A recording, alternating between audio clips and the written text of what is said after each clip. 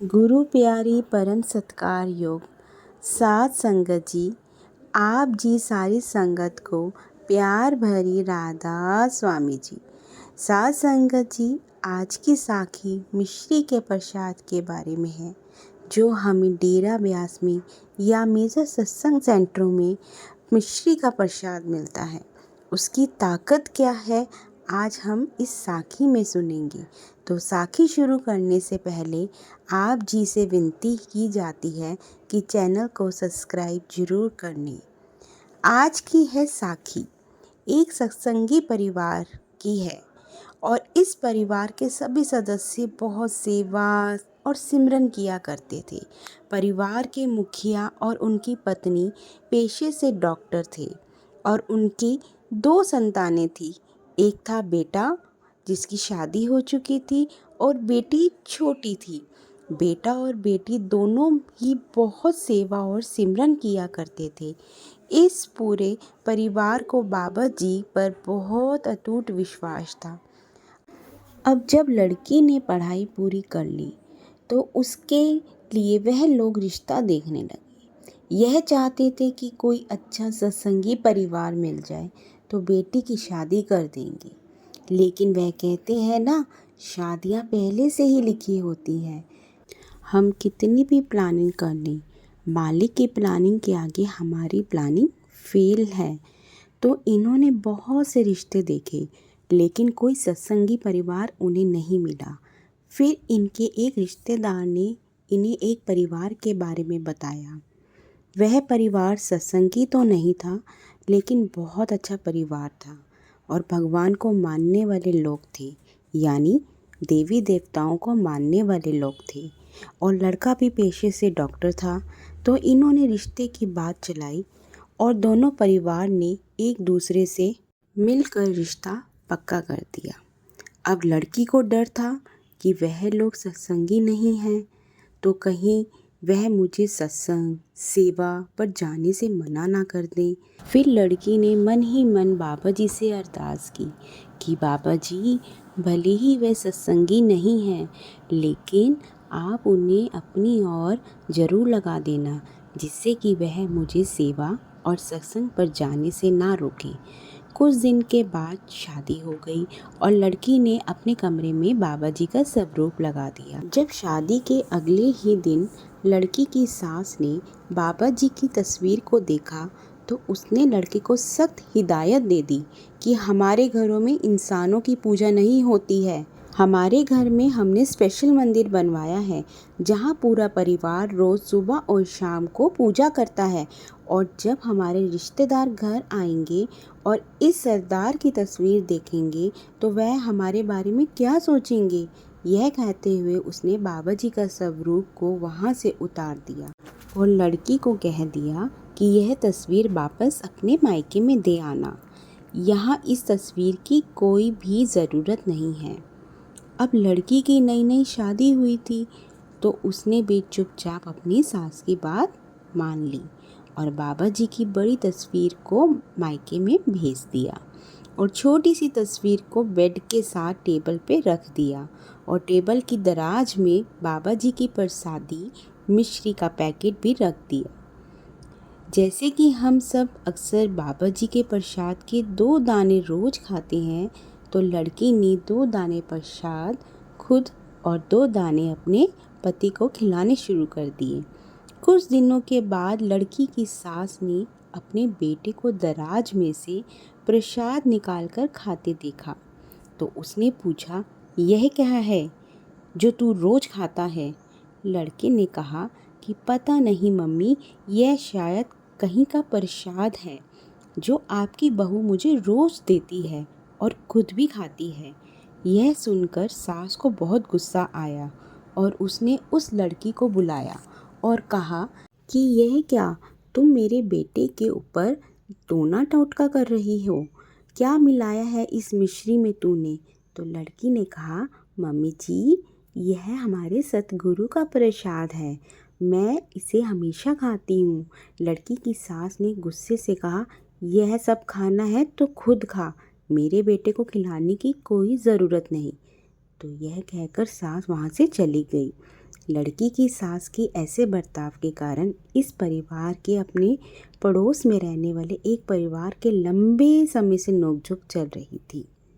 आए दिन लड़की की सास उस परिवार के साथ लड़ती रहती थी और ऐसा बर्ताव सास ने लड़की के साथ भी करना शुरू कर दी।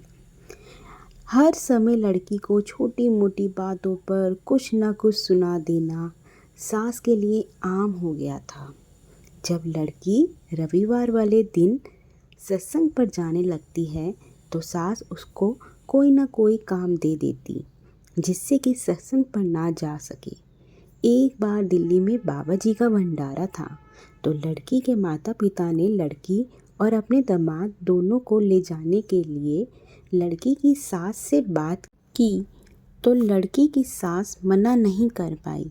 लेकिन जिस दिन जाना था उससे ठीक एक रात पहले लड़की की सास बीमार होने का नाटक करने लगी जिससे कि लड़की और लड़का भंडारे में ना जा सके। और हुआ भी ऐसा। जब लड़के ने देखा कि उसकी माँ की तबीयत अचानक बिगड़ गई है, उसने लड़की से कह दिया कि ऐसे में माँ को छोड़कर हमें नहीं जाना चाहिए। तो यह सुनकर लड़की को बहुत बुरा लगा। लड़की कहीं ना कहीं समझ रही थी यह सब नाटक उसकी सास ने जानबूझ के किया है। और जैसे ही भंडारे वाला दिन गुजर, शाम होते ही लड़की की सास एकदम ठीक हो गई। रात में लड़की जब सोई तो उसकी आंखों में अपने सतगुरु से ना मिलने के लिए आंसू थे और नम आंखों से उसने बाबा जी से अरदास की है, मेरे सच्चे बादशाह कुछ भी करके या तो इन लोगों को अपनी ओर लगा ले या फिर मुझे अपने पास बुला ले। ऐसे तो मैं नहीं जी पाऊँगी, नहीं रह पाऊँगी मेरे प्यारे सतगुरु आपके बिना। मेरे सच्चे पातशाह, जब कोई सतगुरु का प्यारा सतगुरु से अरदास करता है तो सतगुरु उसके वचनों को हर हाल में ज़रूर पूरा करते हैं। कुछ दिन के बाद उनके पड़ोसी में रहने वाले उस परिवार ने लड़की की सास पर काला जादू करवा दिया और अब लड़की की सास जब भी रात को सोती तो उसे अजीब अजीब आवाज़ें सुनाई देने लगती और वह डर जाती। ऐसा अब रोज़ होने लगा और इस डर के कारण सास की नींद बहुत कम हो गई। यह आवाज़ें सास के अलावा घर में किसी और सदस्य को नहीं आती थी। अब इस माहौल में तो किसी का भी दिमाग खराब होने लगेगा। तो धीरे धीरे इसकी सास की यह समस्या और बढ़ती गई और अब इसको आवाज़ों के साथ साथ कोई कमरे में चलता हुआ दिखाई देने लगा जिससे यह और ज़्यादा डरने लगी और पूरी पूरी रात बैठकर ही गुजरने लगी और नींद की गोलियां खाने लगी। अब इसकी हालत बहुत ज़्यादा ख़राब रहने लगी। कई बड़े बड़े डॉक्टर्स को दिखाया गया लेकिन किसी को कुछ समझ नहीं आ रहा था आखिर इसको बीमारी क्या है। कोई मानसिक तनाव कह देता तो कोई कहता कि इन्हें बड़े लेवल का डिप्रेशन हो गया है। दवाइयों का असर कुछ खास नहीं हो रहा था। यह सब देखकर लड़की का पति बहुत घबराने लगा और उसकी अपनी माँ की चिंता सताने लगी। जब घर के इतने बुरे हाल हो गए, फिर एक दिन डरते हुए लड़की ने पति और सास से पूछा कि मैं अगर आपको कुछ करने को बोलूं तो आप कर सकते हो? तो सास ने कहा, जब सारे संसार के डॉक्टर मुझे नहीं ठीक कर पाए तो तू क्या कर लेगी? लड़की ने कहा कि मुझे पूरा विश्वास है अगर आप मेरी बात मान लेती हैं तो आप कुछ ही दिनों में ठीक हो जाएंगी। तो सास ने कहा कि ठीक है, मैं तेरी बात मान लूँगी। तो लड़की ने कहा कि आपको मेरे साथ सत्संग घर चलना होगा और वहाँ चलकर थोड़ी बहुत सेवा करनी होगी और प्रसाद के 2 दाने हर रोज़ खाने होंगे। आप यकीन मानिए, आप कुछ ही दिनों में एकदम ठीक हो जाएंगी।